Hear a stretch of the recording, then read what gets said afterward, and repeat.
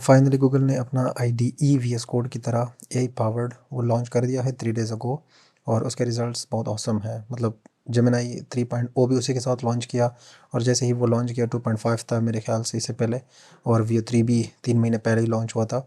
उसे अपग्रेड करके हमारे पास जेमिनी 3.0 आ गया और साथ ही साथ ये वाली IDE भी हमारे साथ लॉन्च हो गई है, Google anti gravity. So basically इसको प्रैक्टिकली देखते हैं कि रैपलेट में हम लोगों ने एप्लीकेशंस क्रिएट की थी।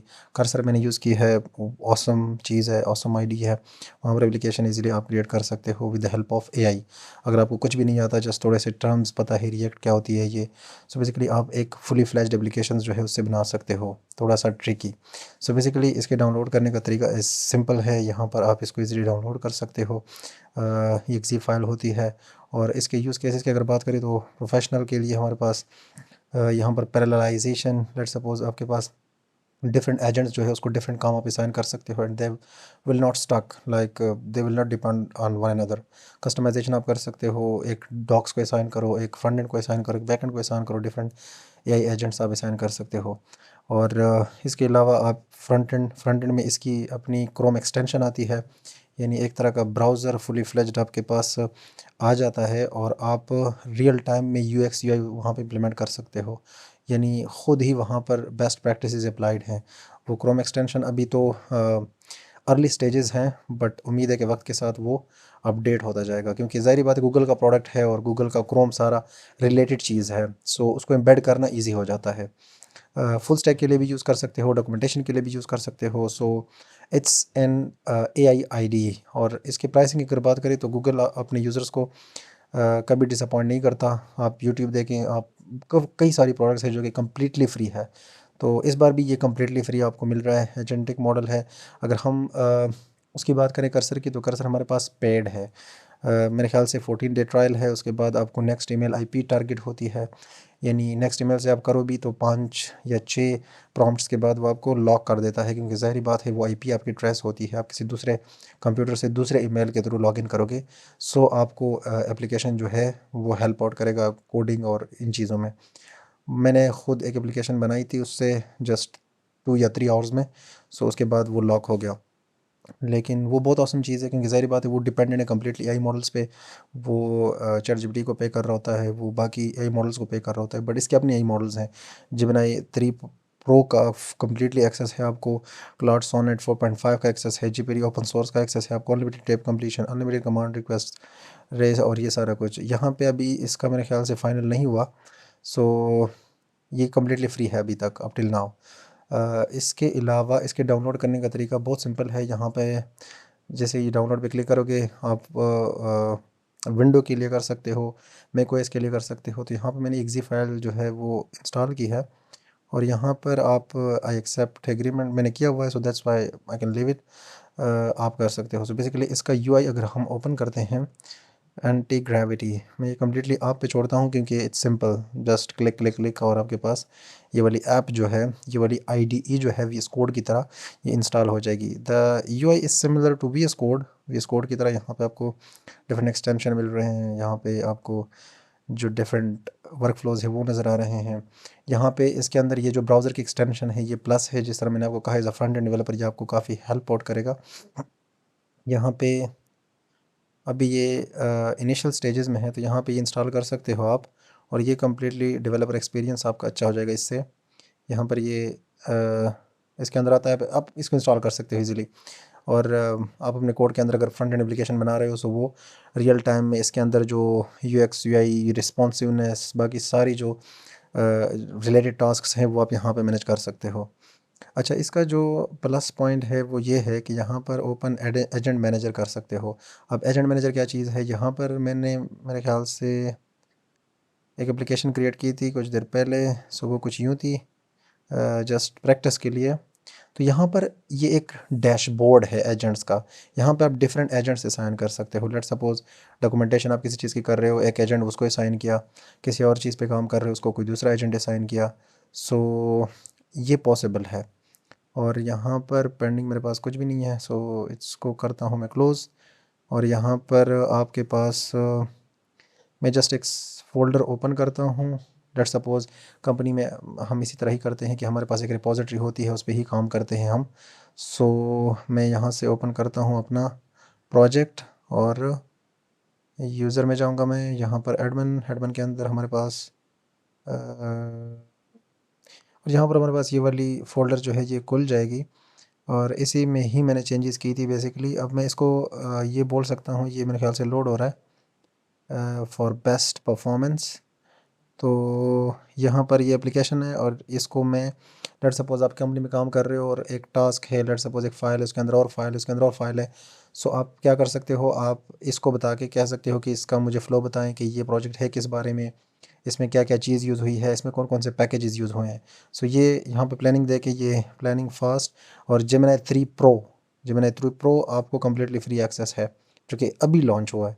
सो यहाँ पर मैं इसको कह सकता हूँ can you explain what the project is about. और ये मैंने कुछ रिएक्ट ऑप्टिमाइजेशन के लिए कुछ चीज़ें डाली थी, एक रेपो है और इसमें देखते हैं कि ये मुझे क्या रिटर्न करता है। ओके, सो ये सबसे पहले पैकेज डॉट जेसन फाइल देखता है, वहाँ पर कौन कौन सी फाइल्स इंस्टॉल्ड हैं और क्या क्या। बट ये एक रेगुलर फाइल है, इसका कोई मकसद नहीं था। हर जगह पे मैंने यूज़ मेमो और ये सारी चीज़ें रिएक्ट ऑप्टिमाइजेशन के लिए कोई चीज़ें हैं। सो एडवांस्ड रिएक्ट हुक से यहाँ पे यूज़ हुई है और core focus React performance optimisation पे है। टेक्स्ट स्टैक रिएक्ट 19 यूज़ हुआ है, वीट है और ये ओवरऑल चीज़ें मुझे रिटर्न करके दे रहा है। It seems a work space we are implementation of specific React patterns. ठीक है, सो ये मुझे पूरा जो रेपो है वो मुझे एक्सप्लेन कर दी इसने। बट अगर रेपो सिंगल वर्क कर रही है, ये सिंगल प्रोजेक्ट है, सो बेसिकली वो आपको बेस्ट एक्सप्लेन करके देगा।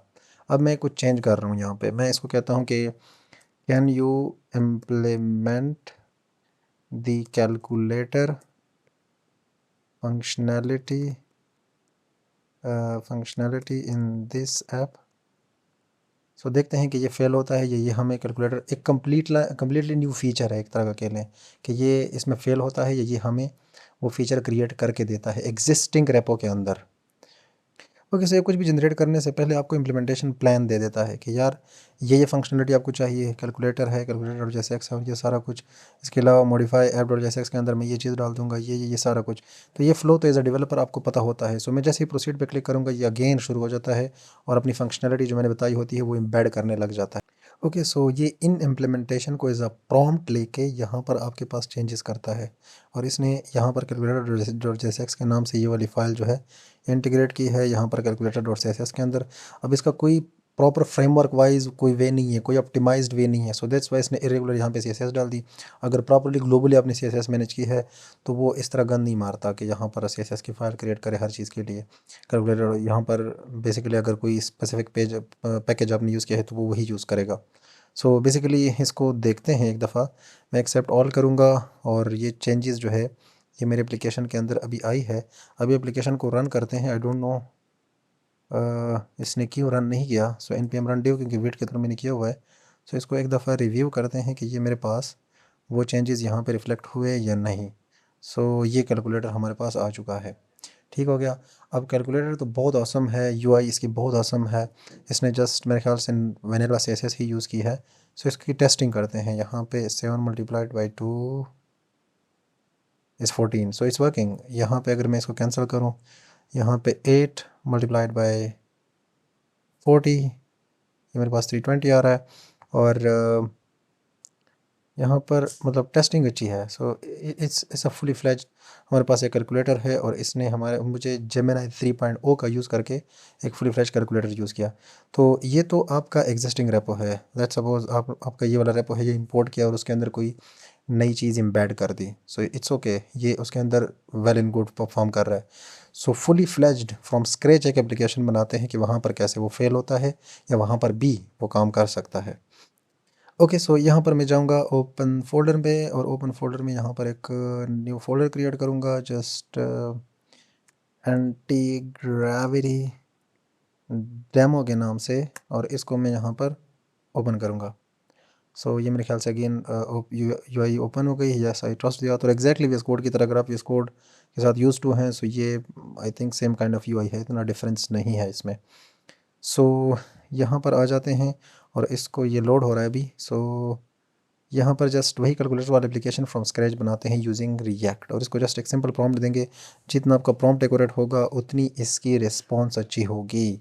ओके, सो मैंने यहाँ पे सिंपल सा प्रॉम्प्ट दिया है, इसको करते हैं क्लिक, और यहाँ पर ये मेरे पास implementation.md की फ़ाइल क्रिएट करेगा, और उसको एज अ प्रॉम्प्ट लेके यहाँ पर मेरे पास जो हमारी एप्लीकेशन है वो क्रिएट करके देगा। So it's working now.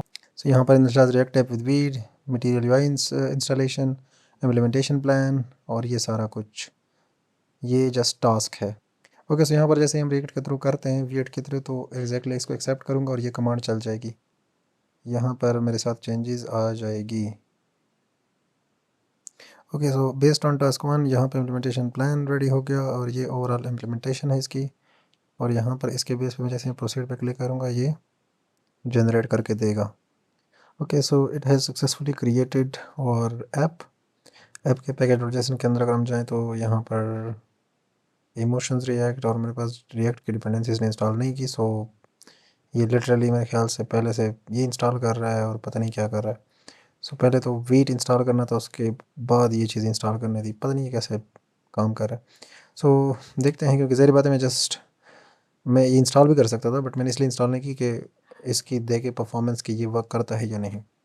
So यहाँ पे इसने कैलकुलेटर, यहाँ पे एक्सेप्ट चेंजेस मैं करूँगा, क्योंकि ज़ाहिर बात है टोटली डिपेंडेंट ऑन दिस। यहाँ पर मेन डॉट जेएसएक्स के अंदर आ गया है, गेन पैकेट डॉट जेएसएक्स के अंदर हम जाएंगे तो डिपेंडेंसीज में स्टिल हमारे पास इमोशंस और ये एमयूआई की पैकेजेस है, but we have no package for React and React Dom.